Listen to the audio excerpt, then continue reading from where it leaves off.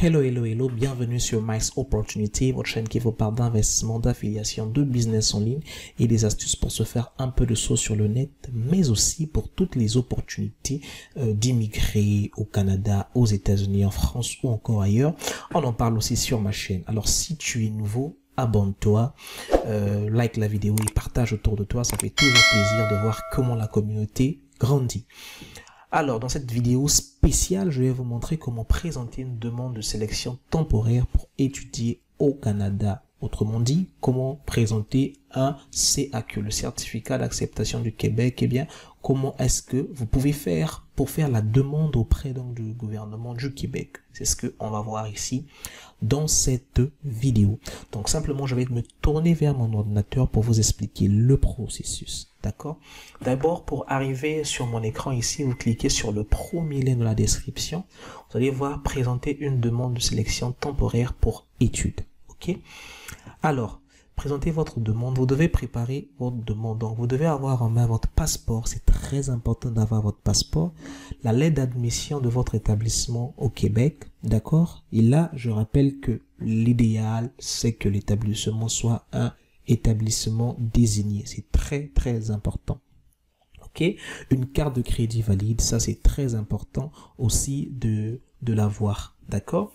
Donc, maintenant, qu'est-ce que nous allons faire? C'est très simple. On va venir ici, accéder à la demande de sélection. OK? Alors, la première étape ici, qu'est-ce que nous avons? Eh bien, nous allons mettre le nom de famille. OK? Donc, moi, mon nom de famille, par exemple, je vais mettre ici Makumbu. OK? Makumbu ici, je vais mettre ici OK? Isaac, comme ça. Karl. OK. Dès que j'ai saisi ça, je fais ici suivant. Alors, sur le nom de famille après le mariage, si vous avez un autre nom de famille après le mariage, vous êtes marié et vous avez obtenu un autre nom, vous pouvez le mettre. Mais sinon, ici, vous faites simplement suivant. OK? Lorsque vous faites suivant, ici, vous devrez confirmer que vous n'êtes pas un robot. Ça, c'est très important. Ok, bon, moi je ne suis pas un robot, qu'est-ce qui le prouve? On me demande de sélectionner les pans, je sais voir les pans, je sais voir les pans. Voilà, sélectionner, super, c'est fait. Donc là je vais sur suivant. Alors, sur suivant, eh bien on me demande quel est mon sexe. Moi je suis un homme, d'accord? Je mets masculin. Après, état matrimonial, est-ce que tu es marié, célibataire, veuf, divorcé, conjoint de fait? Alors, moi je suis célibataire, mais si vous êtes marié, vous pouvez mettre marié, hein, divorcé, divorcé, ça dépend de votre statut matrimonial. L'idéal, c'est de dire toujours la vérité, d'accord? Dites ce que vous êtes réellement. Alors, vous avez ici suivant. Maintenant, votre date de naissance, vous êtes né quand? Sur votre passeport, dans vos documents, vous êtes né quand? Donc, moi ici, je vais mettre ma date ici. OK, une petite fenêtre apparaît. Hein. Donc, cette fenêtre-là, je vais venir sélectionner ma date. Je suis bien né bon, moi, je suis né avant 2009. Je suis né avant 94. OK, donc, vous sélectionnez votre date à vous, 90. OK, eh bien, je suis né en juin, d'accord, le 12. Alors, pas le 19, le 12. OK, le 12. Après, le lieu de naissance. Vous êtes né où? Vous mettez là où vous êtes né. Exactement, donc ici, je suis né à Brazzaville. D'accord? OK. Maintenant, là, vous pouvez mettre la province, l'État, le département dans lequel vous êtes né. Donc, chez nous, c'est toujours Brazzaville. Hein? OK. OK, Brazzaville. Si vous voulez, vous pouvez mettre le pool si vous êtes à Brazzaville, bien sûr. En tout cas, mettez la province, l'État, le département dans lequel vous êtes né. OK. Maintenant, ici, on va vous demander simplement de mettre le pays. Moi, je suis né au Congo, par exemple. Je vais mettre mon pays, le Congo. OK? Pays de citoyenneté, de nationalité, où vous êtes né. Donc, là, je vais mettre encore le Congo. D'accord? J'ai ici le Congo. C'est là où je suis né. Après, ici, maintenant, on va vous dire ici la langue parlée. Quelle est votre langue parlée? Alors, là, vous pouvez venir voir, est-ce que votre langue est ici? Chez moi, par exemple, c'est le lingala. Je peux mettre ça, je mets le lingala. Sinon, vous mettez le français. D'accord? Généralement, moi, je mets le français. C'est mieux. Je parle français, je parle couramment français. Donc, j'ai pas de problème avec le français, je peux le mettre. OK? Alors, Ici, vous avez adresse de correspondance. Ça, c'est très important. Là, votre adresse où vous vivez au moment où vous présentez cette demande-là.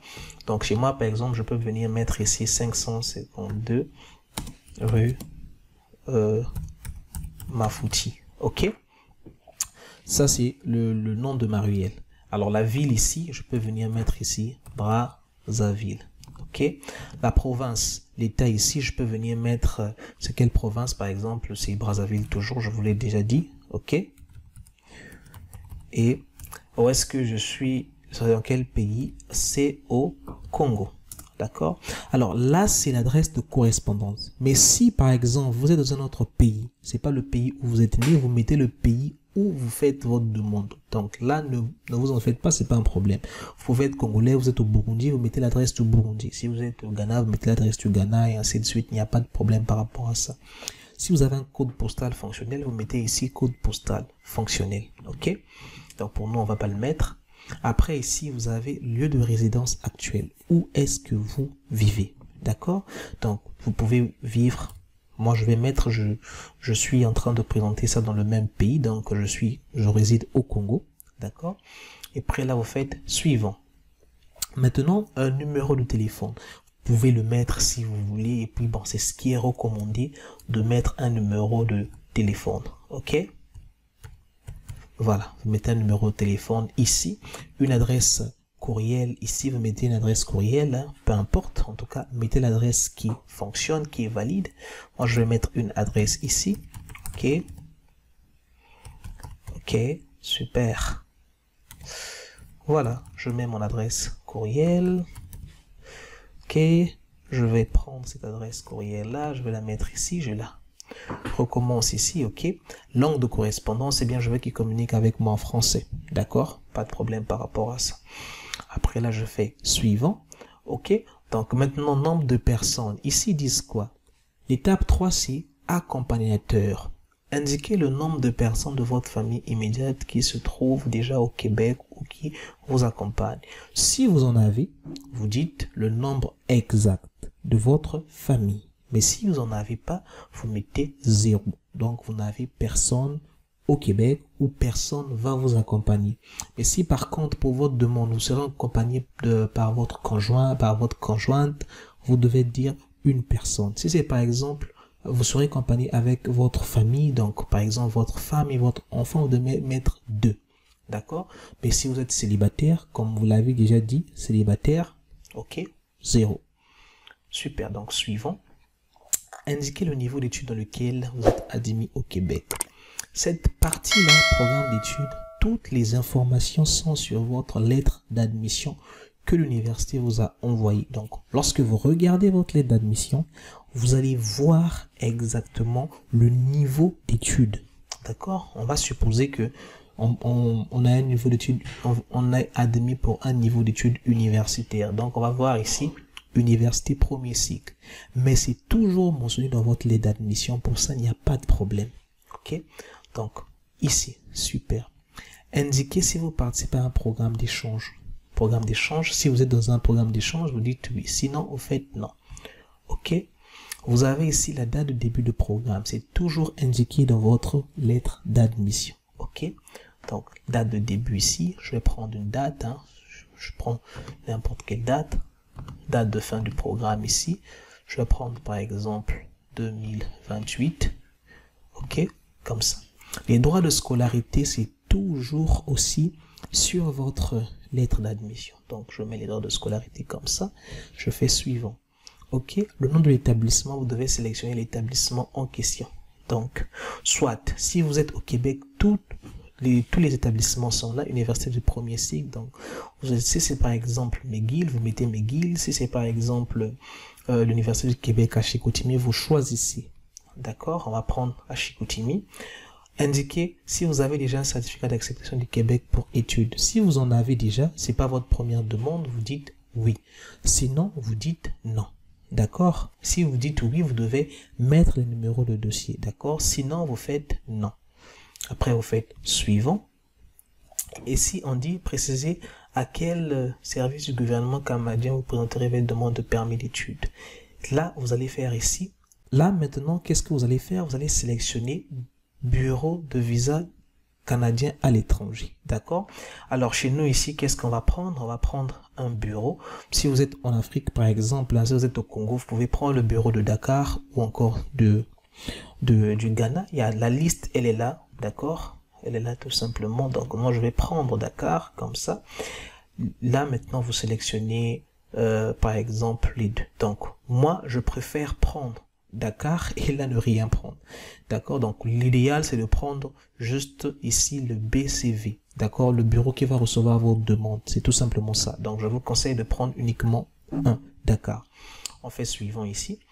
Vous n'avez pas besoin de fournir des renseignements sur vos situations financières. C'est normal parce que les ressortissants des pays d'Afrique ne présentent pas ça. Ça c'est au niveau du fédéral, lorsque vous allez faire votre demande de permis d'études proprement. Donc là déjà, on peut passer. OK. Après là, vous avez ici indiqué si vous autorisez l'immigration et la françaisation à transmettre à votre établissement. C'est normal. Ils doivent avoir accès à votre document. À vos documents plutôt, à votre dossier au niveau de l'université pour savoir si la lettre d'admission est vraie et tout ce qui va avec. Donc oui, vous n'avez pas besoin de dire non. OK. Transmettre, indiquer si vous transmettez le ministère de l'enseignement, françaisation de l'intégration à transmettre à une tierce personne, père, mère, toute autre personne de votre choix, tout renseignement de documents relatifs au traitement de votre demande de sélection. Si vous êtes accompagné par une agence, par une personne, par un frère, par un ami, par la personne que vous voulez, vous pouvez toutefois faire oui et vous allez renseigner ici ces informations. D'accord? Ces informations de la personne qui vous accompagne. OK?